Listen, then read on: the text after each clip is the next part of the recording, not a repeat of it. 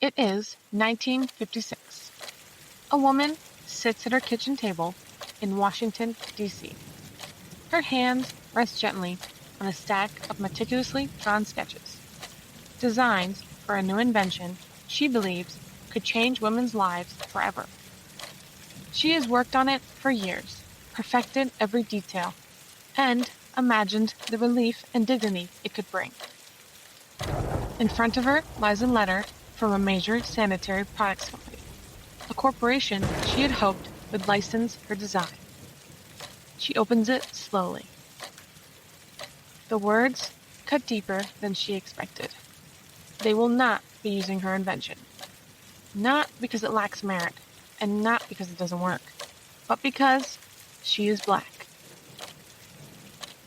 In a world where everyday conveniences are often hidden by familiarity, one woman quietly reshaped comfort and dignity for millions. She wasn't a household name, yet she created something deeply intimate, daily, and life-affirming. A solution for women to move freely, confidently during their menstrual cycle. This is a story of Mary Beatrice Davidson Kenner, florist, inventor, innovator. She emerged from a lineage of inventors, yet her brilliance was almost lost to systematic bias.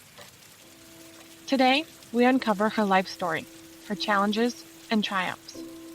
What does it take to invent dignity? How do you change the world when the world refuses to see you? Why did an invention that could improve millions of lives remain hidden for decades? And how does one woman's fight to be recognized reflect the struggles of countless unsung innovators throughout history? In Mary Kenner's story lies a blueprint, not just for invention, but for resilience in the face of erasure. She was an African American inventor whose genius would quietly reshape daily lives for millions, even as society tried to keep her in the shadows. Welcome, I'm Tony Ray, and this is Historical Insights, a show that digs deeper, uncovering the stories behind the inventions, events, and figures that shaped our world. Today, we step into the life of a woman you might never have heard of, yet her work touched lives across the globe. Mary Beatrice Davidson Kenner wasn't just an inventor. She was a problem solver, a visionary, and a quiet force for change. From the early 20th century through the height of the Civil Rights era, she navigated a world stacked against her, and still managed to create devices that improved everyday life in a way we now take for granted. This is the insight into Mary Beatrice Davidson Kenner, the woman who patented dignity. Born into a world of invention and ingenuity, Mary Beatrice Davidson Kenner's story begins not with a single spark of brilliance, but with a deeply rooted family legacy. She entered the world in 1912 in Monroe, North Carolina, inheriting a lineage that saw problems not as obstacles, but as puzzles waiting to be solved. Her father, Sidney Davidson, was an inventor in his own right, a skilled man who patented a clothes presser that was compact enough to fit inside a suitcase, a true marvel for travelers in an era before modern steamers and wrinkle-free fabrics. But his inventiveness didn't stop there. He also created a window cleaner for cars, and his mind was a constant workshop of new ideas. Mary's maternal grandfather also left his mark on history. He was the inventor of a wheeled ambulance stretcher, a device that revolutionized how the sick and injured were transported, bringing a measure of comfort and efficiency to a vital service. He also created a 3-color light signal for trains, a critical safety innovation that helped prevent accidents on the railway systems. This environment wasn't just the backdrop for Mary's childhood. It was a foundational education. From a young age, she wasn't just taught to see the world as it was, but to imagine how it could be better. She learned by watching, by listening, and by doing. She was driven by curiosity and a desire to solve problems. At just 6 years old, she began to tinker. Her first documented invention, a simple yet elegant solution to a common household nuisance, a self-oiling door hinge. The squeak of a bedroom door was a small annoyance, but for young Mary, it was a problem that demanded a creative fix. She designed a hinge with a small reservoir of oil, ensuring it would never run dry and the door would remain silent.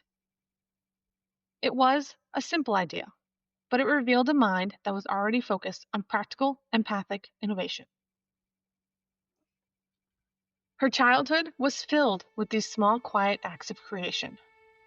Other early ideas included a portable ashtray for cigarette packs, designed to keep them tidy on the go, and a sponge-tipped umbrella, a clever design meant to absorb water as it was closed, preventing drips on the floor.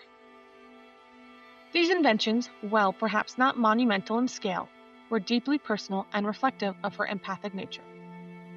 She wasn't inventing for fame or for fortune, but to improve the daily lives of those around her. In 1924, when Mary was 12, her family moved to the nation's capital, Washington, D.C. This move opened up a new world for her, one that she immediately embraced. She began to wander the hallowed halls of the U.S. Patent and Trademark Office, a place that felt like a second home. She wasn't there as a passive observer. She was a young researcher, meticulously checking if her ideas already existed. She would look at the blueprints and patent drawings, comparing her concepts to those already on file. Often, they didn't compare, and this confirmation fueled her drive and validated her budding genius. It was here, surrounded by the physical manifestations of human ingenuity, that Mary fully understood the process of turning an idea into a tangible, legally protected reality. Her academic journey continued on this promising path. By 1931, she had graduated from the prestigious Dunbar High School, known for its academic excellence, particularly for African American students during a time of segregation. She was then accepted into Howard University, a historic Black institution where she began her studies with great promise. However, her time there was cut short. After just 18 months, financial strain forced her to leave. This was a devastating blow, a harsh reminder that even the most brilliant minds can be held back by systematic economic barriers. What does it mean to be an inventor without the privilege of wealth or recognition? For Mary, it meant persistence, even when systems were stacked against her. It meant trusting her own ingenuity regardless of her circumstances. Her departure from Howard didn't end her pursuit of knowledge or her passion for invention. It simply forced her to find a different path. It was a test of her resolve and a lesson that the most important education is often one you create for yourself, outside the confines of an institution. She carried the lessons of her family, the knowledge she gained at the patent office, and her own innate curiosity with her, ready to apply them to the next chapter of her life. After leaving Howard University, without a degree but with a restless mind, Mary turned to the work that would sustain her for the next 2 decades. She became a florist. Washington, D.C., the 1940s, a city buzzing with politics, protests, and possibilities. But behind the glass windows of Mary's shops, a different world bloomed. The scent of roses, carnations, and lilies filled the air. Pots lined the counters. Bouquets stood tall like soldiers waiting for inspection. For most, a flower shop was a place of beauty, of ritual, of fleeting joy. For Mary, it was also a workshop of invention. Amid the petals and pottery, she sketched designs in the quiet moments between customers. On scratch paper beside the cash register, in notebooks stacked behind the counter. All these ideas began to germinate in the soil of her imagination, watered by persistence and an eye for problems other people ignored. She once reflected, "I walk the corridors of the patent office to understand how inventions become realities." But even before her patents, the florist's world gave her rhythm, patience. To nurture a seed, to coax a flower into bloom, required the same qualities she applied to inventions: observation, tending, belief that something small could grow into something transformative. How might the private world of a florist, surrounded by beauty, but rooted in discipline, nourish an inventor's imagination? Perhaps invention is not thunder and lightning. Perhaps it begins quietly in a room full of roses. In the early 20th century, menstrual products were bulky, uncomfortable, and commercially limited. Many women relied on homemade cloths or early pads, cumbersome and unreliable. These were often just folded scraps of cloth or rags held in place with belts or safety pins. They were prone to leaks and chafing and required frequent washing. Mary saw a clear need for something better, something that offered a woman a greater sense of security and freedom. By 1956, she had designed an adjustable sanitary belt. It featured an integrated, moisture-proof pocket, a simple but revolutionary addition that helped prevent leaks and protect clothing. She also designed it to be more comfortable with adjustable straps that allowed for a better, more secure fit. She finally filed for a patent in 1956 and was officially granted in 1958 as U.S. Patent 2833-285. A company, the Son Knapsack Company, expressed keen interest.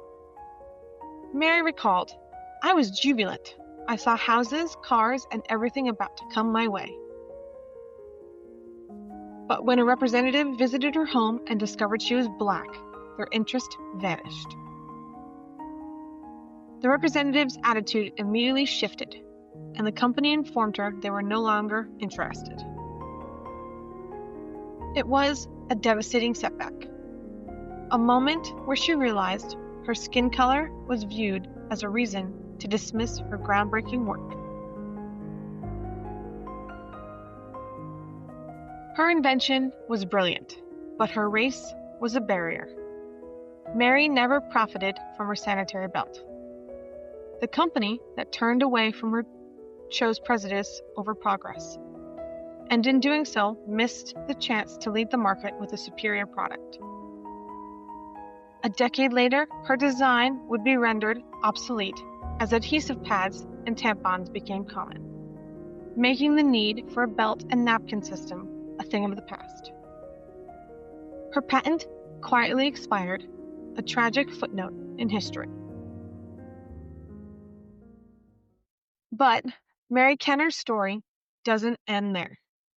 She had several other inventions, including a toilet paper holder that made it easier to grab the end of the roll, and a carrier for walkers that allowed people with mobility issues to easily transport items. In the face of monumental injustice, she chose to keep creating. She had more ideas, more problems to solve, and she knew her mind and her creativity were her own. In the moment of triumph, what does it mean when recognition and reward slips away? How do you keep inventing anyway? For Mary, the answer was simple. You keep going. Mary would go on to earn a series of U.S. patents, a remarkable achievement that made her one of the most prolific African American female inventors of her time. Each one was a testament to her persistence and, most importantly, her profound empathy for the everyday struggles of others. After the heartbreak of the sanitary belt, she did not give up. She simply turned her incredible mind to new challenges, fueled by a desire to solve problems for people she loved and people she knew needed help. In 1959, inspired by her sister Mildred's struggles with multiple sclerosis, Mary invented a walker attachment. Mildred had difficulty carrying things while using her walker. Mary's solution, later granted U.S. patent number 4,451,029 in 1984, was a practical and compassionate design. It featured a tray and a pocket that could be mounted directly onto a walker, allowing the user to carry food, drinks, books, or personal items with ease. It was a simple solution, born out of love and a desire to restore her sister's independence and dignity, giving her the ability to navigate her home and daily life with greater freedom. In the 1980s, Mary's ingenuity continued to shine. She tackled an issue of self-care for those with limited mobility or range of motion. She patented a wall-mounted backwasher and massager in 1980. This invention, which could be affixed to a shower wall, used a scrubbing element to allow a person to wash and massage their own back without assistance. It was a private and dignified solution that promoted independence for individuals facing physical challenges. She also focused on smaller, yet equally frustrating household problems. Mary's clever mind saw a simple way to improve a common item, the toilet paper holder. Her patented design, granted a U.S. patent number in 1982, ensured one always reached the loose end of the roll, eliminating the annoyance of a stuck or awkwardly oriented roll. This invention, like so many of hers, was about removing a minor point of friction from everyday life, making things just a little bit easier for everyone. Each patent, in their own right, was a quiet victory. Mary Kenner never achieved great wealth or widespread fame from her inventions. There was no fanfare, but her impact endures. She was driven not by profit, but by a genuine passion for problem solving. Her legacy is found not in a single groundbreaking product, but in the collective story of a woman who, despite facing immense racial barriers, never stopped innovating. She used her talents to create a series of humble but deeply empathic solutions, each one a testament to the belief that even the smallest improvements can make a meaningful difference in the lives of others. In 1951, Mary married James Jabbo Kenner, a professional heavyweight boxer. Their union was a powerful partnership, with each supporting the other's ambitions. James was a formidable presence in the ring, while Mary ran her household and a thriving florist shop in Washington, D.C. Together, they built a family grounded in love and resilience, fostering 5 boys and eventually adopting 1, making them the Kenner boys. For Mary, her family life was not a distraction from her work, but a central part of it. The demands of raising a large family, managing a small business, and her passion for invention required an incredible capacity for juggling different roles. But she never let any one part consume her entirely.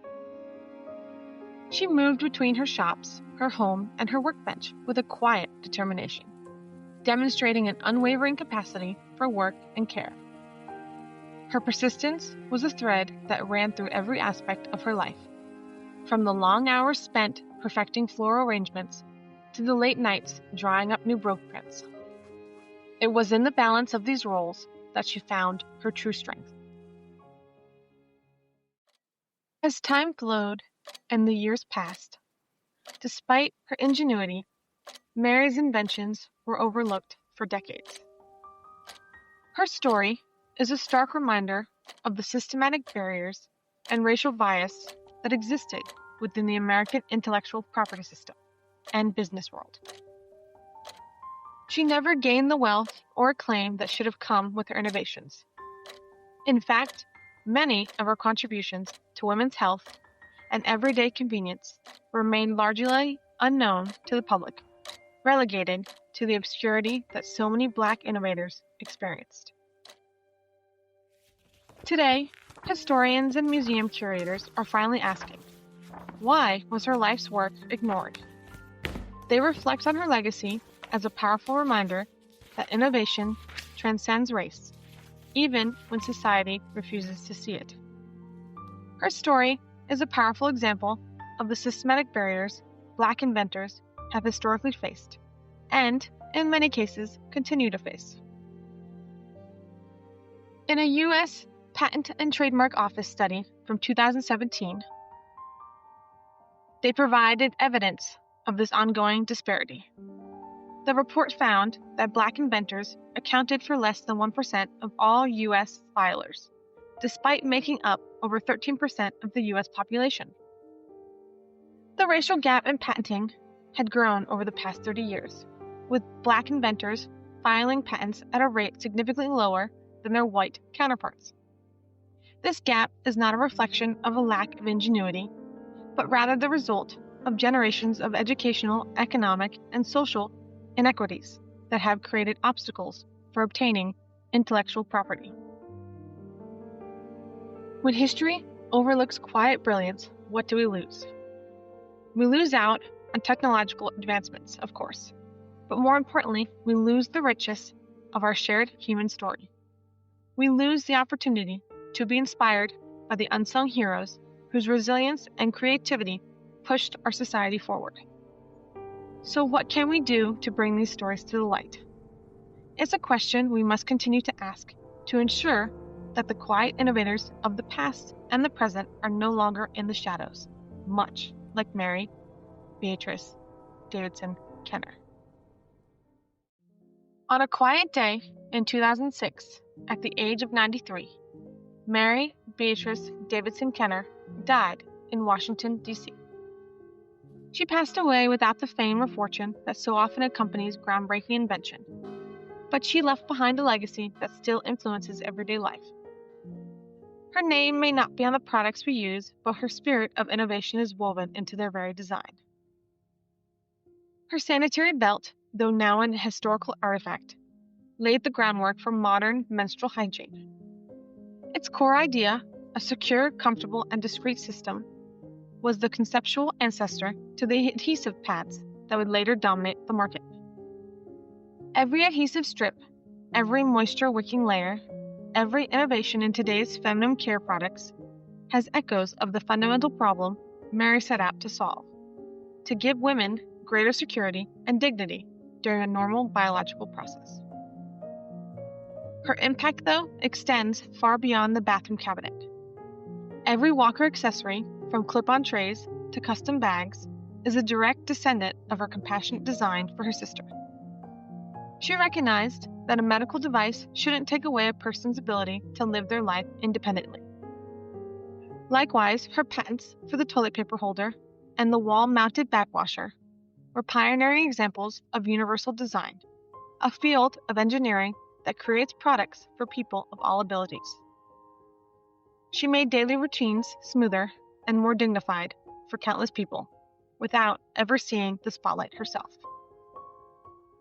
In her own quiet way, Mary didn't just invent objects, she invented dignity. Her work was a gift to humanity, a series of thoughtful solutions to common, often unspoken problems. She saw the quiet struggles of others and used her genius to offer them a simple, elegant way to reclaim a piece of their independence. Mary Kenner never became rich. She never became famous. But she holds a special space in history as a symbol of quiet brilliance, undaunted by systematic barriers. We've asked throughout this historical journey, what does it take to persist when recognition is withheld? Mary's life offers a profound answer.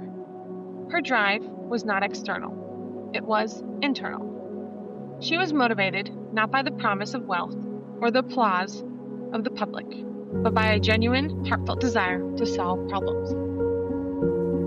What is the value of an invention when it serves people quietly, without fanfare?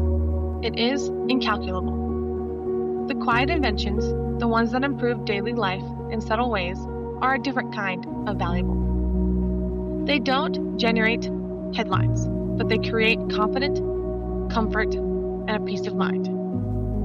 Mary's work was a testament to the idea that the greatest inventions are often born not of ambition, but of empathy. In the end, she answered the question of her life with her actions. Despite the racial prejudice that cost her a fortune, despite the obscurity that hid her name for decades, she kept going. Why? Because to her, the value of her work wasn't measured by a bank account. It was measured by the lives it touched. Mary's answer was simple, elegant, and timeless. It's enough to know you improved lives. So we must ask ourselves, whose stories of quiet brilliance are we still missing? What can we do to make sure they are brought to the light? Mary Beatrice Davidson Kenner's story is a profound lesson in the true nature of innovation. It's not always about the loud, celebrated breakthroughs that fill headlines and create fortunes. It's often about the quiet, humble acts of problem solving that bring dignity to daily lives. She invented not for fame, but for the fundamental human need for comfort and confidence. In the face of a world that refused to see her, she chose to see and serve others, proving that some of history's most transformative ideas don't come with fanfare. They come quietly, and they change us all the same. Her legacy is woven into the very fabric of our everyday routines, a subtle reminder that resilience and empathy can be the most powerful tools an inventor possesses. Next time on Historical Insights, we trade the quiet elegance of flowers for the electrifying hum of genius. We will step into the world of Nikola Tesla, a man whose mind leapt decades ahead of his time, a visionary who dreamed of lighting the planet without wires. He was a showman, a genius, and a man haunted by the shadows of his own brilliance. From his fierce battles with Thomas Edison to the enduring mystery of his final days, Tesla's story is an electrifying current he harnessed. Join us as we explore the life of a man whose ideas illuminated the modern world. Until then, may the quiet geniuses and the lightning bearers of history never go unheard.